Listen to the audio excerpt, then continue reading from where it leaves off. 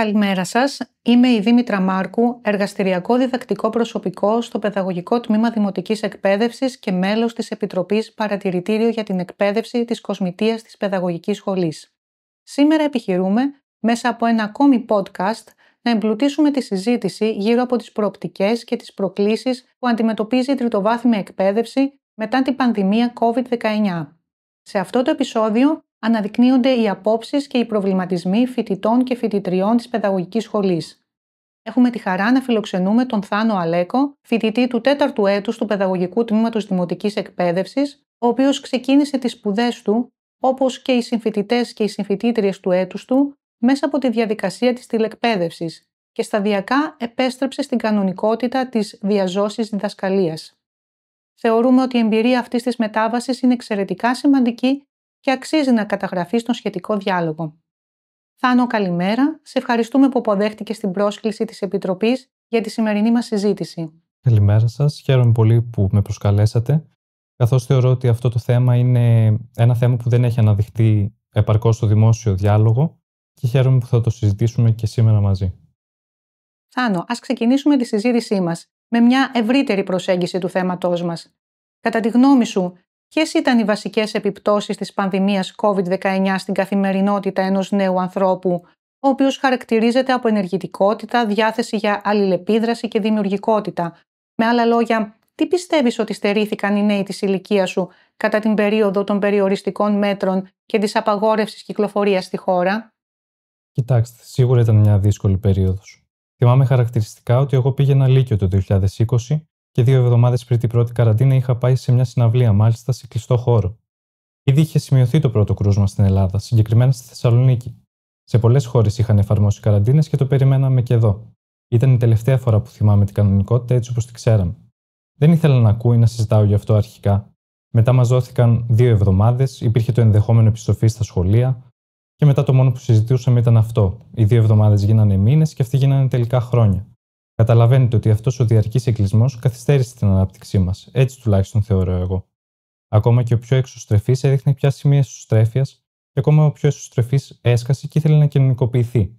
Θεωρώ χάσαμε τις επαφές μας, τη δημιουργικότητά μας, μας κατέστησε στάσιμους και σίγουρα δημιούργησε πολύ άγχος, γιατί ήταν η πρώτη φορά που χάσαμε τελείως τον έλεγχο γύρω από τα σχέδια και τα πλάνα μας. Όσα μας αναφέρεις είναι εξαιρετικά σημαντικά και πιστεύω ότι αξίζει να αναδειχθούν στο δημόσιο διάλογο.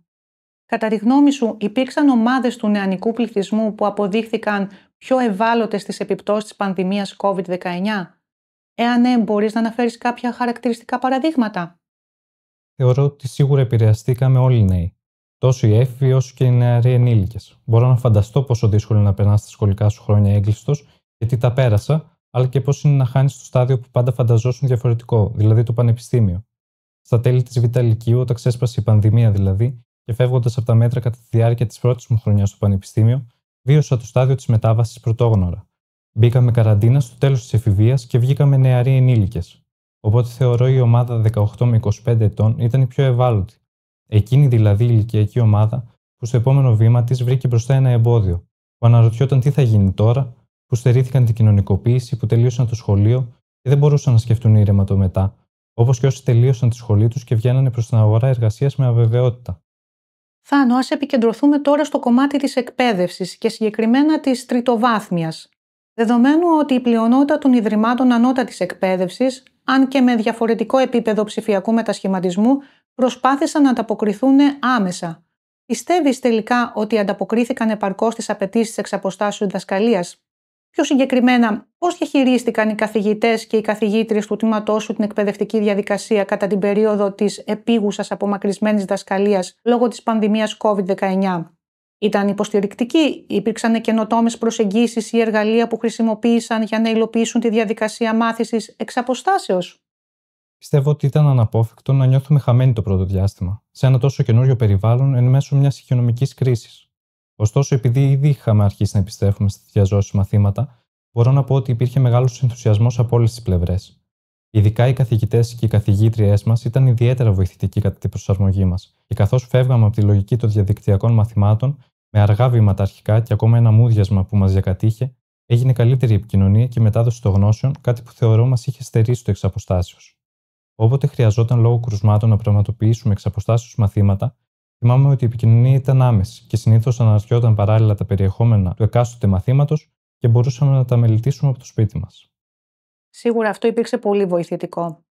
Θα ήθελα να σχολιάσεις επιπλέον τον τρόπο με τον οποίο λειτουργήσαν ο οργανωτικός και διοικητικός πυλώνας των Ιδρυμάτων κατά την περίοδο της πανδημίας. Ποια είναι η άποψή σου για θέματα όπως η ενημέρωση των φοιτητών, η διανομή συγγραμμάτων, η προσαρμογή του εκπαιδευτικού υλικού για εξαποστάσεως διδασκαλία, καθώς και η χρήση εκπαιδευτικών πλατφορμών? Πόσο αποτελεσματικά θεωρείς ότι λειτουργήσαν όλα αυτά? Η αλήθεια είναι ότι σε αυτό το κομμάτι, εγώ το χαρακτηρίζω το γραφειοκρατικό κομμάτι των σπουδών, συνάντησα τη μεγαλύτερη δυσκολία. Μας πήρε λίγο καιρό να καταλάβουμε να χειριζόμαστε κι εμείς τις πλατφόρμες που χρησιμοποιεί το Πανεπιστήμιο, όπως και η λογική της διανομής των συγγραμμάτων, αλλά σε αυτό βοήθησε και η πολύ καλά σχεδιασμένη και ενημερωμένη σελίδα του τμήματός μας. Στην αρχή ψάχναμε, χανόμασταν, ρωτούσαμε, αλλά εν τέλει μάθαμε κι εμείς πώς να λειτουργούμε σε αυτό το καινούριο περιβάλλον. Είναι απόλυτα φυσιολογικό να νιώθεις ότι το γραφειοκρατικό κομμάτι είναι μια αληθινή πρόκληση. Την περίοδο ωστόσο της εξαποστάσεως διδασκαλίας, πέρα από την αναβάθμιση της τεχνολογικής υποδομής των Ιδρυμάτων, υπήρξαν προσπάθειες να επανακαθοριστούν οι στρατηγικές προτεραιότητές τους. Επιχειρήθηκε δηλαδή να δοθεί έμφαση στην προβολή συγκεκριμένων αξιών και στην καλλιέργεια μιας κουλτούρας συνεργασίας, αλληλεπίδρασης, εμπιστοσύνης και αλληλεγγύης μεταξύ των φοιτητών-φοιτητριών. Εσύ προσωπικά είχες την ευκαιρία να συμμετάσχεις σε ομαδικές δραστηριότητες, εργασίες ή συζητήσεις, και αν ναι, πώς σου φάνηκε αυτή η εμπειρία σε σχέση με τις διαζώσεις? Για να σας πω την αλήθεια, οι ομαδικές δραστηριότητες άρχισαν λίγο να πάρουν μορφή, λόγω της δυσκολίας που υπήρχε στις συνευρέσεις εξαιτίας των μέτρων.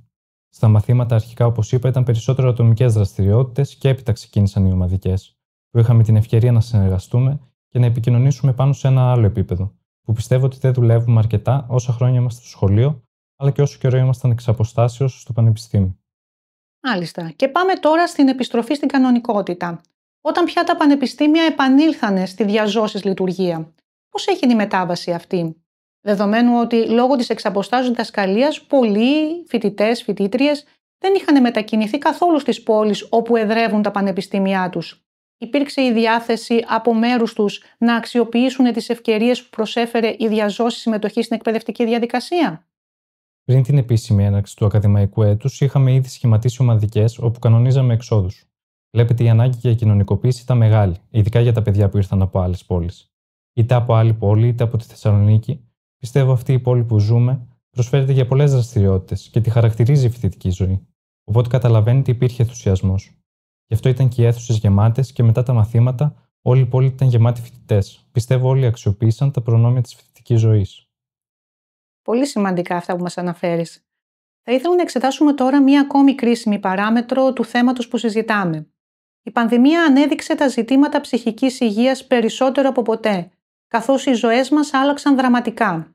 Ο εγκλισμός και οι ανατροπές στην καθημερινότητα διαμόρφωσαν το ψυχισμό μας με τρόπους που ενδεχομένως δεν μπορούμε να εκτιμήσουμε πλήρως σήμερα. Δεδομένης της επίγουσας φύσης των μέτρων και της έλλειψης διαδικασιών εκτίμησης εκ των προτέρων και αξιολόγησης εκ των υστέρων των επιπτώσεων στην Ελλάδα, γνωρίζεις αν υπήρξαν πρωτοβουλίες είτε από τα πανεπιστήμια, είτε από τους δήμους, είτε από άλλους φορείς που να έδωσαν τη δυνατότητα στους φοιτητές να έχουν πρόσβαση σε υπηρεσίες υποστήριξης όπως συμβουλευτική ή ψυχολογική βοήθεια? Το ψυχολογικό κομμάτι νομίζω ήταν και το πιο σημαντικό. Μια κοινωνία συλλογικά τραυματισμένη που βιαστικά ήθελε να επιστρέψει σε μια κανονικότητα που ξανά δεν θα υπήρχε. Αυτό δυσκόλεψε πολλούς από εμάς. Κάποιοι από εμάς χάσαμε δικούς μας ανθρώπους αυτά τα χρόνια και συνολικά οι ζωές μας άλλαξαν πολύ. Όταν χάνεις τον έλεγχο που θεωρητικά είχες, αναθεωρείς πολλά πράγματα. Ευτυχώς, πολλοί φορείς, καθώς και το Κέντρο Συμβουλευτικής και Ψυχολογικής Υποστήριξης του ΑΠΘ, προσέφεραν δωρεάν συνεδρίες σε φοιτητές και φοιτήτριες. Νομίζω κάτι θετικό από όλα αυτά είναι στη τελική ότι μιλάμε παραπάνω και αρχίζει να φεύγει το στίγμα που είχαν οι συζητήσεις για θέματα ψυχολογικής φύσεως. Αναμφισβήτητα, η εξωστρέφεια γύρω από θέματα ψυχικής υγείας είναι μια θετική εξέλιξη που μπορεί να βοηθήσει πολλούς ανθρώπους στο μέλλον. Φτάνοντας πια στο σήμερα, μετά από τη δύσκολη αυτή περίοδο που όλοι βιώσαμε, τι πιστεύεις, Θάνο, ότι έχει αλλάξει τη φοιτητική κοινότητα λόγω της πανδημίας?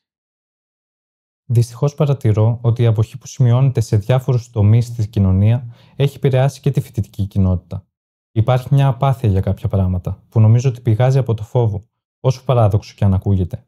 Για να γίνω πιο συγκεκριμένος, πιστεύω ότι ακόμα δεν συζητάμε κάποια πράγματα όπως η πανδημία, γιατί όταν τα συζητάμε θυμόμαστε τις δύσκολες στιγμές, φοβόμαστε μην τα ξαναζήσουμε, είμαστε ακόμα σφιγμένοι συναισθηματικά. Έχει πέσει το βάρος στο να περάσουμε καλά, να μην θυμόμαστε τα παλιά, σαν να μην έγιναν ποτέ. Γεγονός που θεωρώ μας έχει κάνει και περισσότερο εγωιστές, περισσότερο ανυπόμονους, γιατί φοβόμαστε μην δεν προλάβουμε να κάνουμε αυτά που θέλουμε. Είναι μια αντίδραση όλα αυτά στο τραύμα που έχουμε ζήσει. Θίγεις αληθινά κέρια ζητήματα.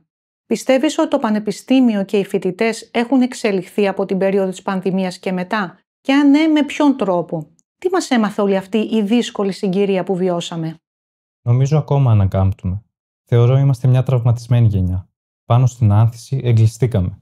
Το 2022 φύγανε σχεδόν τα μέτρα και ξεκίνησε ένας πόλεμος στην Ευρώπη. Έπειτα και μέχρι σήμερα βρισκόμαστε σε μια έντονη οικονομική κρίση για λόγους που δεν θα αναπτύξω. Στις αρχές του 2023, μετά από τη γιορτή των Καρναβαλιών, όπου χιλιάδες φοιτητές έχουν συμμετάσχει σε όλες τις πόλεις της Ελλάδας, συμβαίνει το δυστύχημα των τεμπών. Χάσαμε συμφοιτητές, χάσαμε φίλους, χάσαμε οικογένειες. Καταλαβαίνετε ότι είναι μια γενιά μεγαλωμένη στην αβεβαιότητα, τσακισμένη από τραγωδίες. Στραφήκαμε λοιπόν στη δημιουργικότητα, στις τέχνες σαν μέσο έκφρασης, καθώς και στον αθλητισμό. Αναθεωρήσαμε τι πραγματικά έχει σημασία. Και κατά τη διάρκεια όλων αυτών, οι φοιτητές και οι φοιτήτριες διαμαρτυρήθηκαν και για την πανεπιστημιακή αστυνομία, για την αυστηρή εφαρμογή των μέτρων και την επιβολή αυτών με βία, για το έγκλημα στα τέμπη, αλλά και στην προστασία της δημόσιας και δωρεάν παιδείας. Οπότε θέλω να πιστεύω ότι καταλάβαμε τι σημασία έχει να διεκδικείς αυτά που έχεις ως δικαίωμα και βγήκαμε τελικά μπροστά. Αυτό που περιγράφεις είναι μια πολύπλευρη, βαθιά ανάλυση της κατάστασης που βιώνει μια γενιά με πολλές δυσκολίες, αλλά και με αξιοθαύμαστη ανθεκτικότητα. Μια γενιά που της αξίζει ένα καλύτερο αύριο. Ας αφήσουμε λοιπόν το χθες και το σήμερα και ας προχωρήσουμε στο αύριο. Θεωρείς ότι θα ήταν χρήσιμο να υπάρξουν αλλαγές που να διατηρηθούν και μετά την εμπειρία της πανδημίας? Παραδείγματος χάρη υβριδικά μαθήματα, διαδικτυακές συναντήσεις? Θεωρώ ότι μπορούν να διατηρηθούν τα υβριδικά μαθήματα και οι διαδικτυακές συναντήσεις. Μονάχα όμως και όταν το απαιτούν οι συνθήκες, όπως είναι έκτακτα περιστατικά ή λόγω εργασίας, ώστε κανείς να μην χάνει από τη μάθηση. Ωστόσο, να το τονίσω ότι θεωρώ σημαντικότερο το διαζώσεις μάθημα για την άμεση μετάδοση των γνώσεων και την πραγματοποίηση άμεσων συζητήσεων. Έχει σαφέστατα σημασία η διατήρηση της ισορροπίας ανάμεσα στις παραδοσιακές και τις σύγχρονες μεθόδους διδασκαλίας, αναγνωρίζοντας και αξιοποιώντας τα πλεονεκτήματα της κάθε μορφής. Θάνο, πώς βλέπεις τώρα το μέλλον της εκπαίδευσης μετά την πανδημία? Ποιες αλλαγές πιστεύεις ότι πρέπει να γίνουν ώστε να είναι τα πανεπιστήμια πιο ανθεκτικά σε μελλοντικές κρίσεις? Για να είμαι ειλικρινής, ανησυχώ για το μέλλον της εκπαίδευσης, ως μελλοντικός εκπαιδευτικός. Η ψήφιση νομοσχεδίων, τα οποία εισήγαγαν την ελάχιστη βάση εισαγωγής, την εφαρμογή της πανεπιστημιακής αστυνομίας, καθώς και της τιμωρητικής αξιολόγησης των εκπαιδευτικών από το Υπουργείο σε μια περίοδο όπου δεν μπορούσαν να εκδηλωθούν οι απόψεις, να πραγματοποιηθούν συζητήσεις με αντιπροτάσεις ή να εκδηλωθεί η διαμαρτυρία του κόσμου της εκπαίδευσης, μου δημιουργεί έντονους προβληματισμούς και καχυποψία για τους εξουσιάζοντες. Το Α και το Ω σε δύσκολες περιόδους, όπως της πανδημίας, είναι η επικοινωνία και η ειλικρίνεια. Αν υπάρχουν αυτά τα δύο χαρακτηριστικά, μαζί με τη συνεργασία, πιστεύω τα υπόλοιπα θα ακολουθήσουν και θα είμαστε σε θέση να αντιμετωπίσουμε μελλοντικές κρίσεις. Επίσης, γενικά καλό είναι να υπάρχει και ένα όραμα, με επαρκή σχεδιασμό υλοποίησης. Αλλά πρέπει να είμαστε ιδιαιτέρως προσεκτικοί για το ποιος αναλαμβάνει αυτό το όραμα και τι επιρροές θα ασκηθούν σε αυτό. Εν τούτης, οι κοινωνικές ανισότητες πρέπει να αμβληθούν και όχι να γίνουν εντονότερες, ούτε να χρησιμοποιούνται οι θεσμοί όπως το πανεπιστήμιο για την προσωπική ανέλυξη και προβολή. Ενδιαφέρουσα και εύστοχη η τοποθέτησή σου. Λίγο πριν κλείσουμε, αν σου ζητούσα να περιγράψεις τη συνολική σου εμπειρία από την πανδημία ως φοιτητής με 3 λέξεις, ποιες θα ήταν αυτές και γιατί? Οι 3 λέξεις θα ήταν άγχος, αβεβαιότητα και σουρεαλισμός. Οι 2 πρώτες νομίζω είναι αρκετά προφανείς, βάσει όσων ήδη έχω αναφέρει. Ο σουρεαλισμός είναι γιατί μια τέτοια κατάσταση δεν πίστευα ότι θα τη ζήσω ποτέ. Ότι θα ήταν απλά σενάριο επιστημονικής φαντασίας. Αλλά να, που είχαμε φτάσει σε σημείο να στέλνουμε μηνύματα για να βγαίνουμε από το σπίτι και να βρισκόμαστε σε σούπερ μάρκετ με φίλους για να τα πούμε. Οι λέξεις που επέλεξες αποτυπώνουν απόλυτα τη συναισθηματική κατάσταση που ζήσαμε σε αυτήν την πρωτόγνωρη περίοδο. Η καθημερινότητά μας άλλαξε ριζικά και βρεθήκαμε να κάνουμε πράγματα που μέχρι τότε θα θεωρούσαμε απλώς αδιανόητα. Η εμπειρία αυτή μας έδειξε πόσο εύθραυστη είναι η κανονικότητα, αλλά και πόσο εφευρετικοί μπορούμε να γίνουμε για να παραμείνουμε συνδεδεμένοι ακόμα και μέσα στις πιο δύσκολες συνθήκες. Θάνο, σε ευχαριστώ θερμά για το χρόνο που μας αφιέρωσες, καθώς και για τις σκέψεις και τις εμπειρίες που μοιράστηκες μαζί μας σήμερα. Η συζήτησή μας ανέδειξε μέσα από τη δική σου οπτική ενός νέου ανθρώπου τις προκλήσεις και τις ευκαιρίες που έφερε η πανδημία. Πιστεύω πως οι παρατηρήσεις σου θα συμβάλλουν ουσιαστικά στο μελλοντικό διάλογο γύρω από την εκπαίδευση. Σε ευχαριστώ. Και εγώ σας ευχαριστώ για την πρόσκληση.